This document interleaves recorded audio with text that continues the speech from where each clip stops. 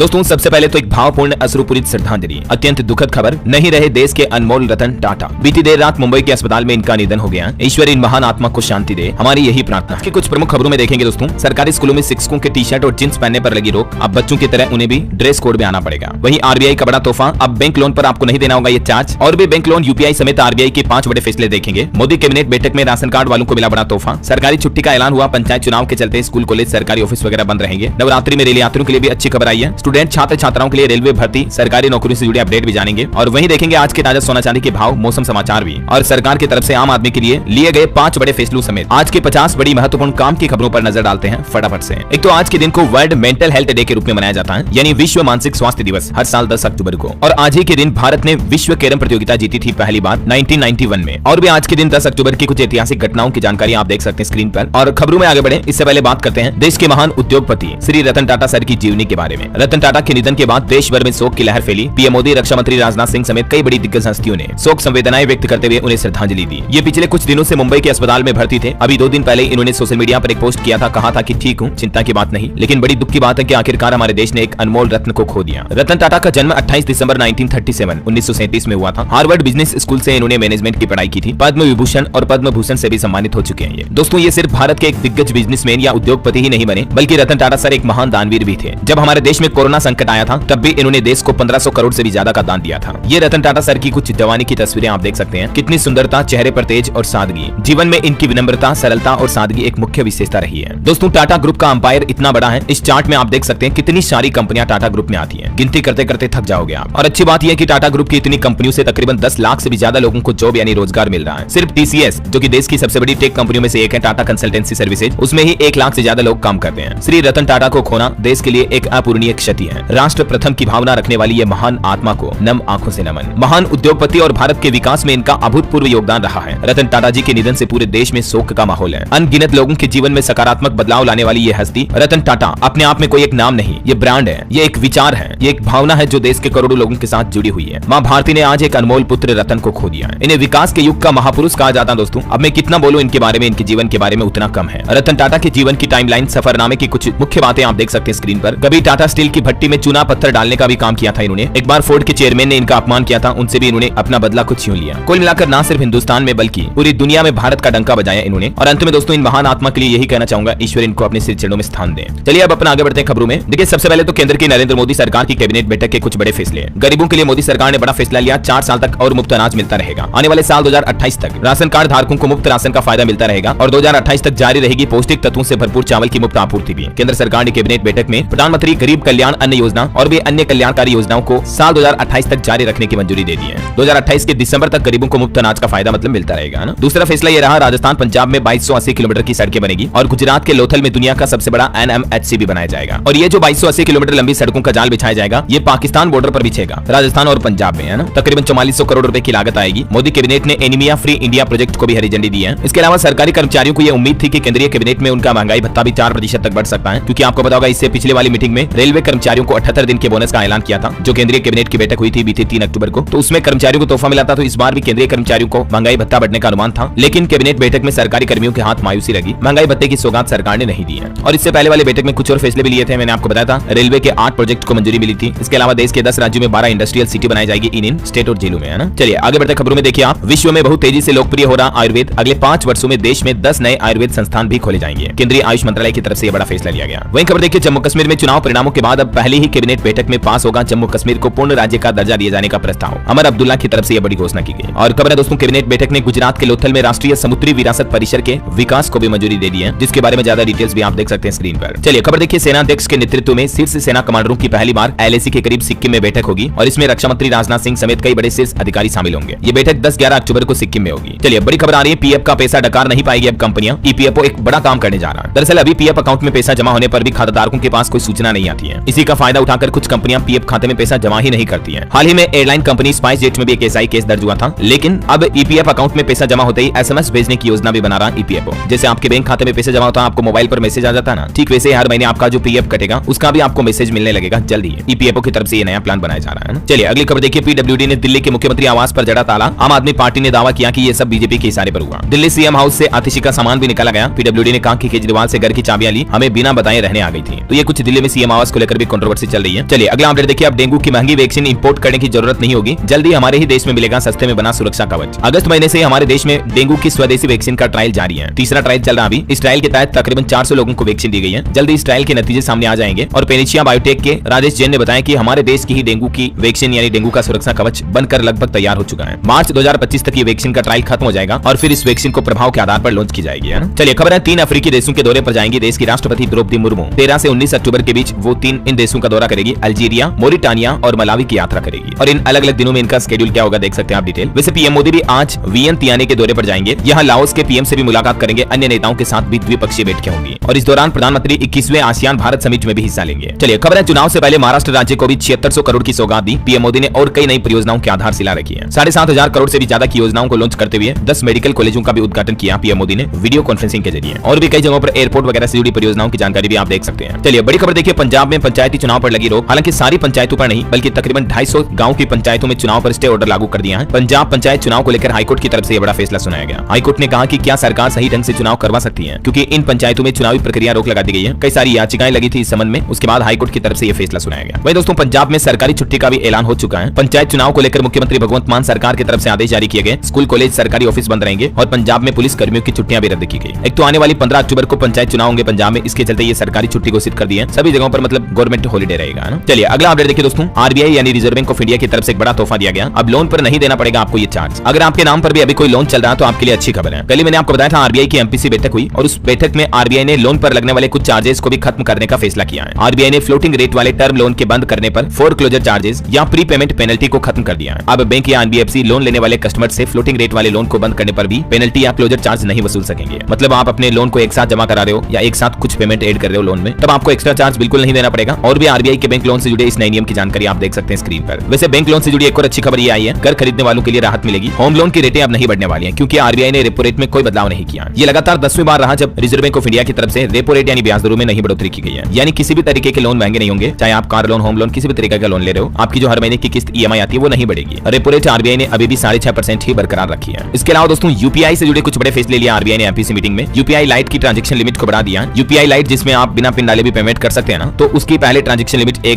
500 रुपए थी, उसको अभी बढ़ाकर 1000 रुपए कर दिया। मतलब बिना पिन के भी अब आप 1000 रुपए तक का पेमेंट बिना पासवर्ड डाले कर पाएंगे। और यूपीआई लाइट में जो वॉलेट की लिमिट पहले 2000 रुपए थी उसको भी बढ़ाकर 5000 रुपए कर दिया है। और एक फैसला लिया दोस्तों, बिना इंटरनेट के भी अब इतने रुपए तक आप यूपीआई से पेमेंट भेज पाएंगे। मतलब जो यूपीआई की 123 पे सर्विस है उसकी लिमिट को भी बढ़ाकर 10,000 रुपए कर दिया है। ये सर्विस नॉन स्मार्टफोन यूजर्स के लिए होती है, यानी अगर आप कीपैड फोन चलाते हैं फीचर फोन बिना इंटरनेट का, तब भी आप इसमें यूपीआई 123 सिस्टम के जरिए 10,000 रुपए तक पे कर पाएंगे, है ना। और वहीं देश में बढ़ रही महंगाई को लेकर भी आरबीआई गवर्नर शक्तिकांत दास ने कहा कि खुदरा महंगाई 4% पर बने रहने के लक्ष्य के अनुमान पर है। वहीं जीडीपी ग्रोथ को लेकर उन्होंने अनुमान जताया कि साल 2025 के दौरान 7.2% तक रह सकती है इंडिया की जीडीपी ग्रोथ। एक और नेट बैंकिंग को लेकर भी बड़ा फैसला लिया गया। एक तो यूपीआई लाइट वॉलेट की लिमिट को 5000 रुपए कर दिया, जो कि पहले 2000 थी, मैंने आपको बताया। वही दोस्तों बैंक में जो आरटीजीएस एनईएफटी करते हैं अपन ऑनलाइन पेमेंट, इसमें भी लुकअप फैसिलिटी का फायदा मिलेगा आपको। अब ये नई सुविधा क्या जरा समझिए। लुकअप फैसिलिटी के जरिए पेमेंट करते समय आपको रिसीवर का नाम और उसकी डिटेल भी दिख जाती है। तो इससे होता है क्या कि गलत व्यक्ति को पेमेंट होने की आशंका खत्म हो जाती है। तो अब ये फीचर जो है आपको आरटीजीएस यानी real time gross settlement system और एनईएफटी पेमेंट करने के दौरान भी मिलेगा। अभी तक सिर्फ आईएमपीएस मोड में पेमेंट करने पर यह सुविधा थी, लेकिन अब आरटीजीएस, एनईएफटी, आईएमपीएस सब में जोड़ दिया है ना। तो ये कुछ आरबीआई की तरफ से एमपीसी मीटिंग में बड़े फैसले लिए गए। चालू वित्त वर्ष में जीडीपी ग्रोथ भी अनुमान अच्छा बताया आरबीआई ने, जो कि देश की तरक्की के लिए अच्छी बात है। मामले पर खबर आ रही है, सीबीआई ने चार्जशीट में 11 सबूत पेश किए, जिसमें पता चला कि ट्रेनी डॉक्टर ने संघर्ष किया था।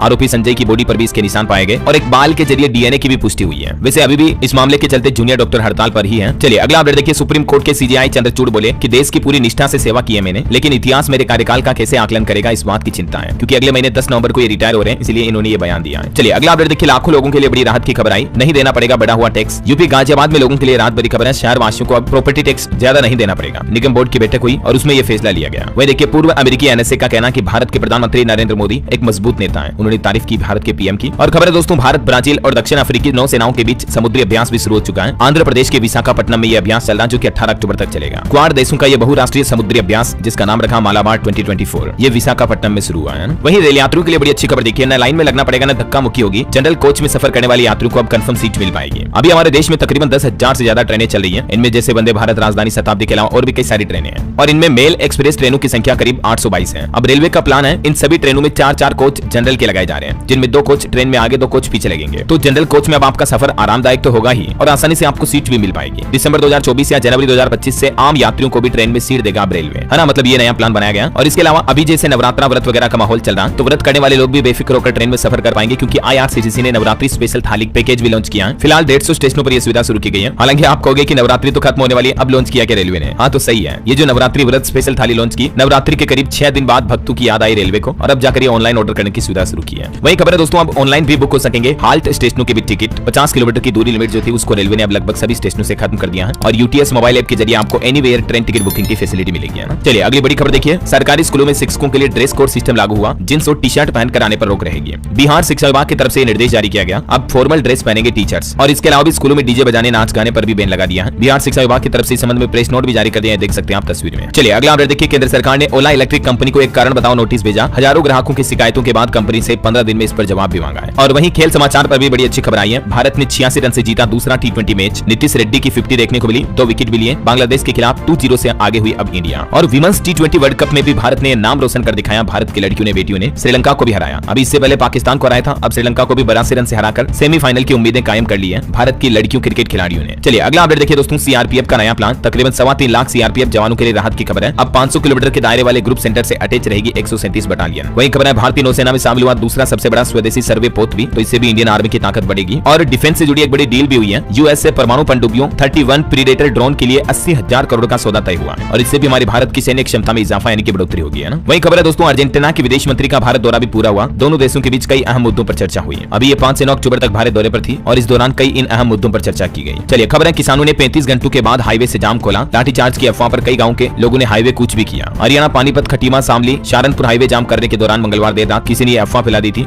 अपने गन्ना बकाये के भुगतान की मांग करें किसान भाइयों को, इसी वजह से इन्होंने हाईवे जाम करके धरना दिया था, लेकिन अभी फिलहाल राहत की खबर है, ये जाम खुल चुका है ना। चलिए अगला अपडेट देखिए, महाराष्ट्र चुनाव से पहले मुख्यमंत्री एकनाथ शिंदे सरकार ने बड़ा फैसला लिया है, OBC में शामिल होगी 15 जातियां। और महाराष्ट्र में किन किन जातियों को अब OBC में शामिल किया जाएगा, जिसकी नाम और लिस्ट भी आप देख सकते हैं। बट गुजर, सूर्यवंशी गुजर, रेव गुजर वगैरह काफी तो गुजर जातियां। इसके अलावा भी पोवार, तेलंगाना, तेलंगी, इंतजार, डंगरी वगैरह ये सब कुछ कास्ट है, जातियां। ये आपको नाम अजीब से लग रहे होंगे, लेकिन इन सभी कास्ट को अब महाराष्ट्र सरकार OBC का दर्जा देगी, मतलब OBC में शामिल करेगी, है ना। चलिए खबर देखिए, जम्मू कश्मीर के लद्दाख में स्थापित की गई एशिया की सबसे बड़ी दूरबीन, जिससे ब्रह्मांड के कई बड़े रहस्य खुलेंगे। इसका नाम मेजर एटमॉस्फेरिक चेरेनकोव एक्सपेरिमेंट रखा गया है और इसे लद्दाख के हानले वेधशाला में रखा गया, स्थापित किया गया, मतलब करंट अफेयर्स के हिसाब से इंपोर्टेंट है, ध्यान रखिएगा ना। चलिए बड़ी खबर आ रही, स्वास्थ्य को खतरे में डाल सकते हैं गुमराह करने वाले विज्ञापन। दवाई कंपनियों को आयुष मंत्रालय की तरफ से चेतावनी जारी की है और मंत्रालय ने कहा कि मरीजों के उपचार के लिए चमत्कार का दावा करने वाली दवाओं का विज्ञापन अवैध है। ऐसे विज्ञापन सार्वजनिक स्वास्थ्य को खतरे में डाल सकते हैं और इसलिए ऐसे विज्ञापनों पर तुरंत प्रभाव से रोक लगाई जाए। एलोपैथी दवाइयों के खिलाफ कई सारे भ्रामक विज्ञापनों को लेकर ये आयुष मंत्रालय की तरफ से चेतावनी जारी की है। बट में तो देखिए, गोवा में फिर से मानसून खराब हुआ, 5 कमर्शियल फ्लाइट्स को डाइवर्ट करना पड़ा। मध्य प्रदेश, राजस्थान समेत 25 राज्यों में आज फिर से बारिश का अलर्ट है। बिहार में अब बाढ़ के हालात धीरे धीरे सुधर रहे हैं। बिहार पटना में फिर से तेज बारिश हुई, आकाशीय बिजली का भी अलर्ट जारी। बक्सर, आरा और समस्तीपुर में भी बारिश देखी गई। कुछ और राज्यों के मानसून अपडेट देखिए आप। मध्य प्रदेश में शिव मंदिर पर बिजली गिरी, जिससे एक शिवलिंग भी खंडित हो गया। धार और बुरहानपुर में भी बारिश हुई, फसलों को नुकसान हुआ। मौसम विभाग का कहना है कि दशहरे के बाद मध्य प्रदेश से विदा हो जाएगा मानसून। राजस्थान में देखिए आप, बीकानेर में तेज हवा के साथ फिर से ओले गिरे। आज पूर्वी राजस्थान के कई जिलों में भारी बारिश की संभावना है। और उत्तर प्रदेश में देखिए, बिहार की तरह अभी भी कई गाँव बाढ़ में फंसे हुए लोग बाग परेशान है, तबाही मची हुई है। और भी अगले 24 घंटों के दौरान मौसम की संभावित गतिविधियां क्या रह सकती हैं, तो दोस्तों इन राज्यों में आज हल्की मध्यम बारिश होने की संभावना है, तो जरा सावधान रहिएगा। और भारत के अलावा अमेरिका में भी देखिए तबाही मचाने आ रहा है एक विनाशकारी तूफान। इसके चलते अमेरिकी सरकार ने 2000 से ज्यादा फ्लाइट्स को रद्द किया। अमेरिका के राष्ट्रपति जो बाइडेन ने अपनी विदेश यात्रा भी टाली। 10 लाख लोगों को सुरक्षित जगहों पर पहुंचने का बड़ा आदेश भी जारी किया। इतना भयंकर तूफान आ रहा अमेरिका में अभी। मिल्टन तूफान की वजह से बड़ी तबाही की आशंका है ना। चलिए मौसम के बाद अब अपन आज के सराफा बाजार पर नजर डाल लेते हैं। देखिए सोना चांदी के भाव क्या चल रहे हैं। तो देखिए सोना अभी गिरकर 75,000 रुपए के नीचे आया। चांदी में 2122 रुपए की बड़ी गिरावट देखी गई और चांदी का भाव भी 90 के अंदर आ चुका है, 88,290 रुपए प्रति किलो। मैंने कहा था ना आपको, गोल्ड और सिल्वर अभी ऑल टाइम हाई पर चल रहे हैं, तो थोड़ी गिरावट आएगी, करेक्शन होगा, थोड़ा वेट करें आप। देखिए गिरावट आई है ना। चलिए मार्केट का भी कुछ अपडेट देख लेते हैं फटाफट से। सेंसेक्स 167 अंक की गिरावट के साथ 81,467 पर बंद हुआ। निफ्टी भी 31 पॉइंट गिरा। वहीं निवेशकों के लिए बड़ी खबर है, 15 अक्टूबर को खुलेगा देश का सबसे बड़ा आईपीओ। हुंडई मोटर इंडिया अपना आईपीओ लेकर आ रही है। प्राइस बैंड और इस आईपीओ की तारीख वगैरह की डिटेल्स क्या होगी, दशहरे के बाद खुलेगा ये आईपीओ, तो ये भी देख लीजिए आप। 15 अक्टूबर को ओपन होगा, जिसमें आप 17 अक्टूबर तक निवेश कर पाएंगे। मिनिमम 13,720 रुपए आपको इन्वेस्ट करने पड़ेंगे और कंपनी ने अपने शेयर का प्राइस बैंड भी 1865 से 1960 के बीच तय किया है। इस आईपीओ के जरिए हुंडई कंपनी 27,870 करोड़ रुपए जुटाने का प्लान बनाए हैं और हुंडई इंडिया के इस आईपीओ से जुड़ी कुछ खास तारीखों की डिटेल भी आप देख सकते हैं स्क्रीन पर। चलिए मार्केट के बाद अब अपन आगे बढ़ते हैं खबरों में। देखिए आपके स्वास्थ्य को लेकर एक बड़ी चिंता चिंताजनक रिपोर्ट आ रही है कि भारत तो डायबिटीज की राजधानी बनता जा रहा है और वैज्ञानिक डॉक्टरों की तरफ से चेतावनी जारी की गई है। चिप्स, केक, कुरकुरे, मेयोनीज वगैरह इन चीजों को खाने वाले लोग सावधान रहे। आजकल लोगों की जो लाइफस्टाइल बिगड़ रही है, बाजार की चीजें खाते हैं उल्टी सीधी, इस वजह से भी मधुमेह यानी कि डायबिटीज का खतरा और ज्यादा बढ़ जाता है ना। चलिए अगली खबर देखिए। हमारे पड़ोसी देश नेपाल सरकार ने नोट छापने का टेंडर एक चीनी कंपनी को दिया और नए नोट में नेपाल के नक्शे को लेकर भी अब बड़ा विवाद पैदा हो रहा है। वहीं अंतर्राष्ट्रीय न्यूज पर एक बड़ी खबर देखिए। इजराइल हमास के बीच जो जंग चल रही है, इस वजह से गाजा मानो पूरी तरह से खंडहर हो चुका है। रिपोर्ट्स के मुताबिक एक साल में गाजा में 60% इमारतें तबाह हुई हैं और इनको अब वापस यानी दोबारा बनाने में 80 साल लगेंगे, इतना विकास वापस होने में। अब जरा सोचिए, सालों की तरक्की विकास युद्ध में कुछ ही पलों में तबाह हो जाता है। तभी तो कहते हैं कि लड़ाई झगड़ा युद्ध कभी किसी के हित के लिए नहीं होता है। क्या कहना चाहोगे आप इस बारे में? ये कुछ तस्वीरें आप देख सकते हैं। पहले कैसी स्थितियां थी, जहां खेत बोए जाते थे, हरी फसलें होती थी, वहां अभी तबाही मची हुई है। ये सैटेलाइट की कुछ तस्वीरें भी देख सकते हैं। पोर्ट ऑफ गाजा पहले कुछ यूं दिखता था और अब कई होटल भी खंडहर बन गए हैं। पहले टूरिस्ट वगैरह आते थे, अब कोई नहीं आता है। ये देखिए, जहां पहले इतने अच्छे मंदिर वगैरह इस तरह की इमारतें बनी हुई थी, मस्जिद, गाजा सिटी की सबसे पुरानी मस्जिद भी तबाह हो गई। ये ग्रेट उमारी मस्जिद जो पहले कैसी थी, अब यहाँ कुछ है ही नहीं। एक बड़ा अल-शिफा हॉस्पिटल जो पहले कैसे था और अब कैसा है, क्या पड़ा युद्ध में, जरा सोचिए आप। ये देखिए, हमारे सुप्रीम कोर्ट जैसी दिखने वाली एक बिल्डिंग जो पहले कैसी थी अब कैसी है। बस चारों तरफ तबाही, मौत और भूख का मंजर। इजराइल हमास की जंग में कुछ यूं तबाह हो गया गाजा। चलिए अगली खबर देखिए दोस्तों। हरियाणा के मुख्यमंत्री एक सप्ताह में शपथ लेंगे। 15 अक्टूबर से पहले कभी भी शपथ ग्रहण समारोह हो सकता है और इसमें पीएम मोदी भी शामिल होंगे। चुनावी नतीजों के बाद अब खबरें आ रही कि हरियाणा में भी मध्य प्रदेश, राजस्थान की तरह 2 डिप्टी सीएम होंगे। मंत्रिमंडल में 10 नए चेहरों को जगह मिल सकती है। हालांकि मुख्यमंत्री तो नायब सिंह सैनी ही होंगे। वहीं हरियाणा में तीनों निर्दलीय विधायक जो थे, उन्होंने भी बीजेपी को समर्थन दे दिया। इनमें एक तो देश की सबसे अमीर महिला सावित्री जिंदल भी शामिल है और इस तरह से अब भाजपा के पास टोटल 51 एमएलए हो चुके हैं। क्योंकि हरियाणा के चुनाव में बीजेपी को 48 सीटें तो ऑलरेडी मिली थी, कांग्रेस 37 सीटों पर जीत हासिल की थी। इसके अलावा इनेलो बसपा को 2 सीटें मिली और 3 ही कैंडिडेट जीते थे निर्दलीय में इस बार हरियाणा विधानसभा चुनाव में, और ये तीनों के तीनों बीजेपी में शामिल हो चुके हैं। ये समर्थन देने वाले विधायक कौन कौन है निर्दलीय देख सकते हैं आप। सावित्री जिंदल समेत ये 2 पुरुष विधायक भी हैं। पॉलिटिक्स से जुड़े कुछ और अपडेट देखिए आप। चुनाव आयोग ने कांग्रेस अध्यक्ष खड़गे को भी एक पत्र लिखा हरियाणा के चुनावी नतीजों पर जो कांग्रेस अध्यक्ष के बयान पर भी आपत्ति जताई। क्योंकि कांग्रेस ने तो साफ साफ कह दिया है कि हरियाणा चुनाव में ईवीएम है, कोई ईवीएम में गड़बड़ी हुई, 90% चार से बीजेपी जीती वगैरह वगैरह। तो इन्हीं बयानों को लेकर चुनाव आयोग ने कहा कि ईवीएम पर अपनी हार का ठीकरा ना फोड़ें। और दूसरे कुछ राजनीतिक पार्टियों के बयानबाजी भी देखिए आप। आम आदमी पार्टी से लेकर ओबीसी तक सभी ने चलाए कांग्रेस पर तीर, कहा कि अपने अहंकार की वजह से हरियाणा में हारे हैं। इधर राहुल गांधी भी बोले कि हरियाणा के नतीजे बड़े हैरान करने वाले हैं। शिवसेना ने कहा कि कांग्रेस जीत को हार में बदलना जानती है, महाराष्ट्र में अकेले लड़ना हो तो बता देना। पॉलिटिक्स के कुछ और अपडेट देखिए आप। दिल्ली में आम आदमी पार्टी अकेले चुनाव लड़ेगी, कांग्रेस के साथ कोई गठबंधन नहीं होगा। पार्टी प्रवक्ता की तरफ से ऑफिशियली ये घोषणा की गई है। और ये इलेक्शन रिजल्ट के बाद पीएम मोदी ने भी कहा कि कांग्रेस हिंदुओं को जाति में बांटती है। मुस्लिमों की बात आने पर इनके नेताओं के मुंह पर ताला लग जाता है। वैसे इस बार हरियाणा चुनाव पर इलेक्शन एक्सपर्ट की रिसर्च कहती है कि गेम चेंजर बने भाजपा के 10 वादे, जो 500 रुपए में गैस सिलेंडर मिलेगा, महिलाओं को हर महीने 2100 रुपए दिए जाएंगे, सरकारी नौकरी और अग्निवीर से युवाओं को लुभाने वाले वादों से भी हरियाणा चुनाव में बीजेपी को जीत में फायदा मिला है। अब देखते हैं इन वादों को आखिरकार बीजेपी कब तक पूरा कर पाती है। हरियाणा में नई सरकार के गठन के बाद ये सबसे महत्वपूर्ण होगा, है ना। वैसे अभी हरियाणा में तो हैट्रिक लग गई है, लेकिन आने वाले 4 महीनों में 3 और राज्यों में चुनाव होंगे। अगली चुनौती बीजेपी के लिए महाराष्ट्र होगी, फिर झारखंड और दिल्ली भी, क्योंकि इन राज्यों में कार्यकाल लगभग 23 फरवरी तक खत्म हो रहा है। महाराष्ट्र में तो 26 नवंबर को ही खत्म हो जाएगा कार्यकाल। इधर उत्तर प्रदेश में भी उपचुनाव के लिए सपा ने 6 कैंडिडेट्स घोषित कर दिए हैं, है ना। और चलिए दोस्तों, अब पॉलिटिक्स के बाद अपन आगे बढ़ते हैं खबरों में। देखिए, इंटर्नशिप स्कीम पर खबर आ रही कि मल्टीनेशनल कंपनियों ने कई सारे सेक्टर्स के लिए 13,000 वैकेंसी निकाली है। युवाओं के लिए खास मौका है। प्रधानमंत्री इंटर्नशिप स्कीम जो शुरू हुई, उसमें अब तक 13,000 से ज्यादा वैकेंसी अपलोड हो चुकी है। नवंबर तक उम्मीदवारों को ऑफर लेटर भी मिल जाएंगे। 21 से 24 साल तक के युवा आवेदन कर सकते हैं। हर महीने 5-5 हजार रुपए तक का भत्ता भी देगी युवाओं को स्टाइपेंड के रूप में, और 6,000 सबसे पहले एक मुफ्त सहायता राशि के रूप में भी दिए जाएंगे। और भी इस योजना से जुड़ी कुछ तारीखों की डिटेल जानकारी आप देख सकते हैं स्क्रीन पर, है ना। चलिए अगला अपडेट देखिए। सरकार का प्लान डिजी लॉकर के साथ उमंग ऐप को मिलाने की घोषणा की है, यानी दोनों ही ऐप को मर्ज कर दिया जाएगा, तो आप दोनों की सेवाएं एक ही जगह पर ले पाएंगे, ठीक है। और इसके अलावा खबर है कि सैन्य कमांडरों के दूसरे सम्मेलन का पहला चरण आज से गंगटोक में आयोजित होने जा रहा है। सिक्किम के गंगटोक में, मतलब ये हाइब्रिड मोड में आयोजित किया जाएगा, ठीक है ना। आज से आयोजित होगा, जो कि 2 दिवसीय सम्मेलन है ये टोटल। चलिए अगला अपडेट देखिए। मुद्रा पोर्ट की सिल्वर जुबली पर एक स्मारक डाक टिकट जारी हुआ। गौतम अडानी बोले कि चुनौतियों से भरा रहा सफर। वहीं हाईकोर्ट का बड़ा फैसला देखिए। महाराष्ट्र में अवैध होर्डिंग्स के खिलाफ विशेष अभियान चलाए सरकार। चुनाव से पहले बॉम्बे हाईकोर्ट ने जारी किया निर्देश। और बिहार से खबर है दोस्तों, बालू खनन 15 अक्टूबर से शुरू होगा। ड्रोन के जरिए निगरानी की जाएगी। विजय सिन्हा की तरफ से निर्देश जारी किए गए। और वहीं बिहार में वाहन चालकों के लिए भी अच्छी खबर है। हर साल मिलेंगे 2,000 रुपए। वाहन चालकों को पोशाक के लिए अब नीतीश सरकार ये 2,000 रुपए देगी। सरकार ने सड़क सुरक्षा और दुर्घटनाओं में कमी लाने के लिए मुख्यमंत्री वाहन चालक कल्याण योजना 2024 नाम से ये नई योजना शुरू की है बिहार की नीतीश सरकार ने,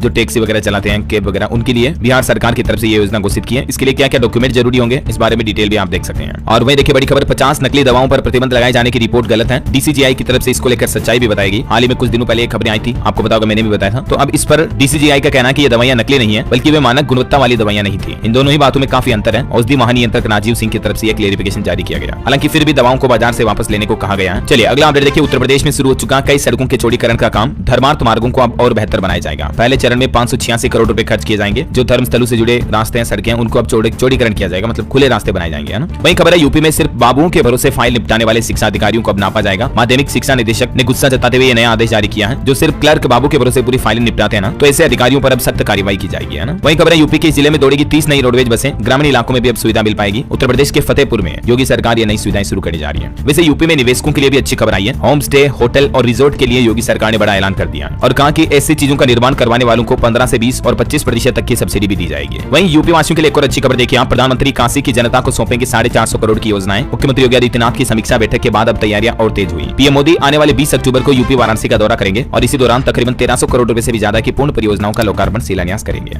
इन योजनाओं में कुछ योजनाएं कौन कौन सी रहेगी जिसकी डिटेल भी आप देख सकते हैं। चलिए खबर है उत्तर प्रदेश में 13 टन चाइनीज लहसुन और 1.5 टन चाइनीज आम को नष्ट किया गया। 3800 किलो कीवी पर भी कार्रवाई हुई। इनमें कुछ गुणवत्ता में खराबी पाए जाने के बाद अब सरकार ने और खाद्य विभाग के अधिकारियों ने इन सामानों को नष्ट करवाया है ना। चलिए अगला अपडेट देखिए दोस्तों, महिलाओं को सालाना 30,000 रुपए देने की तैयारी में है इस राज्य की सरकार। चुनाव आयोग से अनुमति भी मांगी है। झारखंड की हेमंत सोरेन सरकार की तरफ से यह प्लान बनाया जा रहा है। वैसे झारखंड से जुड़े कुछ और अपडेट भी देख लो आप। पुलिस भर्तियों की छुट्टी को लेकर भी एक बड़ा निर्देश जारी किया। आईजी से लेकर एसपी तक पहुंचा विभाग का नया ऑर्डर। और झारखंड सरकार ने 15 अक्टूबर तक पुलिस कर्मियों की छुट्टियां स्थगित कर दी है। त्योहारी सीजन में सुरक्षा व्यवस्थाएं वगैरह बनी रहे इसलिए, है ना। झारखंड कैबिनेट बैठक में कुछ और फैसले भी लिए गए। रिम्स को मिली 738 करोड़ की सौगात। यहाँ खुलेंगे डिग्री कॉलेज। हर जिले में बनेंगे बार और काउंसलिंग भवन भी। झारखंड राज्य के सभी अस्पतालों में बनेगा मॉड्यूलर ऑपरेशन थिएटर। रिम्स में नए भवनों के निर्माण के लिए भी धनराशि जारी हुई और सरकारी स्कूलों में विद्यार्थियों को मिलेगी स्कूल डायरी भी। टोटल दोस्तों झारखंड कैबिनेट बैठक में 81 बड़े फैसले लिए गए। उच्च शिक्षा के लिए विदेश पढ़ने भेजे जाएंगे 50 छात्र। अल्पसंख्यक स्टूडेंट को निःशुल्क कोचिंग देगी अब झारखंड सरकार। क्लास 9वीं से 12वीं तक के छात्रों को एक स्कूल डायरी मिलेगी जिसमें सारा लेखा जोखा होगा स्टूडेंट का। तो ये कुछ बड़े फैसले रहे झारखंड सरकार के, है ना। वहीं देखिए बड़ी खबर, उत्तराखंड में अब तक का सबसे बड़ा साइबर हमला हुआ और इस साइबर अटैक से निपटने के लिए उत्तराखंड पुलिस ने 5 राज्यों से सुझाव भी मांगे हैं। और अब सरकार ने भी एक नया ऑर्डर जारी कर दिया इस अटैक के बाद। कहा कि उत्तराखंड में सरकारी सिस्टम पर अब नहीं चलेगा सोशल मीडिया। सुरक्षा के तौर पर रोक लगाई है। फेसबुक, इंस्टाग्राम, ट्विटर वगैरह ये सरकारी सिस्टम यानी सरकारी कंप्यूटर वगैरह पर अब नहीं चल पाएंगे, है ना। वहीं खबर है दोस्तों, उत्तराखंड में पहले फेज में लगेंगे 1.5 लाख से भी ज्यादा मीटर। 10 साल की गारंटी व मिनिमम 100 रुपए का रिचार्ज भी लगेगा। ये स्मार्ट बिजली मीटर की शुरुआत उपभोक्ताओं के लिए बड़ी राहत भरी साबित हो रही है क्योंकि उत्तराखंड सरकार ज्यादा चार्ज नहीं वसूलेगी, है ना। और खबर है उत्तराखंड में 28 जनवरी से होंगे 38वें राष्ट्रीय खेल भी। मुख्यमंत्री ने ओलंपिक संघ की अध्यक्ष पीटी उषा से मुलाकात की। 25 अक्टूबर को ये स्पोर्ट्स कैलेंडर भी जारी होगा। अच्छा, रेल यात्रियों के लिए एक और अच्छी खबर है। दिवाली छठ पर गुजरात से भी 2.5 लाख यात्री जो गाँव जाएंगे उनके लिए 35 जोड़ी विशेष ट्रेन चलाएगा रेलवे। यूपी बिहार के साथ राजस्थान की भी 7 स्पेशल ट्रेनों को मंजूरी मिली है। और खबर है राजस्थान में देखिए डिस्कॉम कर्मचारियों को मिलेगा चैंपियन अवार्ड। सबसे ज्यादा सोलर स्थापित करने वालों को सम्मानित किया जाएगा। 5 लाख कर योजना के दायरे में है। वहीं उत्तर प्रदेश में देखिए लखनऊ में डेंगू संक्रमितों की संख्या 900 पार पहुंची। 24 घंटों में 54 और नए मरीज सामने आए। खबर है उत्तर प्रदेश के मुख्यमंत्री योगी आदित्यनाथ अब 3 दिन मां की आराधना में लीन रहेंगे नवरात्रा समाप्त होने तक। आज गोरखनाथ मंदिर में महानिशा पूजा करेंगे और शुक्रवार को कन्या पूजन भी होगा। वहीं खबर है पंजाब में कृषि पॉलिसी को लेकर किसानों की सरकार के साथ मीटिंग हुई। मंत्री बोले कि किसानों के सुझाव पर विचार करेंगे। उग्राहा ने कहा कि 24 सुझाव दिए। खबर है पंजाब चंडीगढ़ में वेडिंग शुल्क न चुकाने पर रद्द होंगे लाइसेंस। 2800 विक्रेताओं को निगम ने चेतावनी भी जारी की। 1 महीने के अंदर देना होगा बकाया। और बच्चों के मिड डे मील पर भी एक अपडेट आ रहा। यूपी गाजीपुर में अब देखिए दाल चावल ही नहीं बल्कि बच्चों को स्कूलों में चने और गजक वगैरह भी दिए जाएंगे। हर बृहस्पतिवार यानी गुरुवार को बच्चों को कुछ एंटिक चीजें मिलेगी खाने के लिए, है ना। बिहार में भी देखिए दोस्तों अब मिड डे मील में घोटाला करना मुश्किल ही नहीं बल्कि नामुमकिन होगा। बिहार के नीतीश सरकार की तरफ से कठोर कदम उठाया गया है और बिहार सरकार ने मध्याह्न भोजन योजना जो कि अब प्रधानमंत्री पोषण योजना है उसमें शिकायतों को दूर करने के लिए कदम उठाया है। राज्य सरकार ने जिलेवार जांच करने का निर्णय लिया है। 1 नवंबर से शुरू होने वाली इस जांच में दोषी पाए जाने वालों पर सख्त कार्रवाई की जाएगी। यहाँ तक कि बिहार शिक्षा विभाग इसके लिए व्हाट्सएप पर भी शिकायतें स्वीकार कर रहा है और 48 घंटों के अंदर जांच की कार्रवाई की जाएगी अगर बच्चों को स्कूल में मिड डे मील में कोई दिक्कत आती है तो, है ना। चलिए खबर देखिए उत्तराखंड डाक विभाग ने पिक्चर पोस्ट कार्ड जारी किया। इससे राज्य के खूबसूरत स्थलों को पहचान मिल पाएगी। देश भर में 7 से 11 अक्टूबर तक राष्ट्रीय डाक सप्ताह मनाया जा रहा और इसी बीच डाक विभाग की ओर से चलाई जा रही तमाम योजनाएं सुविधाओं की जानकारी लोगों तक पहुंचे तो उत्तराखंड सरकार ने ये फैसला लिया है। ठीक है। और एजुकेशन पर एक अपडेट आ रहा है दोस्तों। एक तो रेलवे ने आरआरबी एनटीपीसी भर्ती के लिए आवेदन की तारीख बढ़ा चुकी है। अब 27 अक्टूबर तक आप अप्लाई कर पाएंगे। 8113 पदों पर वैकेंसी है टोटल। और वहीं ऑटो इंडस्ट्री से खबर है दोस्तों, मारुति ग्रैंड विटारा का डोमिनियन एडिशन लॉन्च हुआ। स्मार्ट हाइब्रिड एसयूवी में लगभग 28 किलोमीटर का माइलेज मिलेगा, कंपनी दावा कर रही है। और चलिए अंत में आज के राशिफल पर नजर डाल लेते हैं। देखिए वृष राशि वाले लोगों को मिलेगा सितारों का साथ। कर्क और कुंभ राशि वालों को भी धन लाभ के योग है। मिथुन राशि के लोग अपनी गलतफहमियां दूर करें। तुला राशि के लोग अवसरों को ध्यान में रखेंगे तो नुकसान से बचेंगे। और भी कुछ अलग अलग राशियों का राशिफल आप देख सकते हैं स्क्रीन पर इस टेबल में। और हाँ दोस्तों, आज मैं आपसे कोई क्वेश्चन सवाल नहीं पूछने वाला हूँ। आप भी इस वीडियो के नीचे कमेंट बॉक्स में रतन टाटा सर के लिए 2 शब्द भावपूर्ण श्रद्धांजलि के लिख दीजिए। कुछ नहीं तो ओम शांति ही जरूर लिख देना।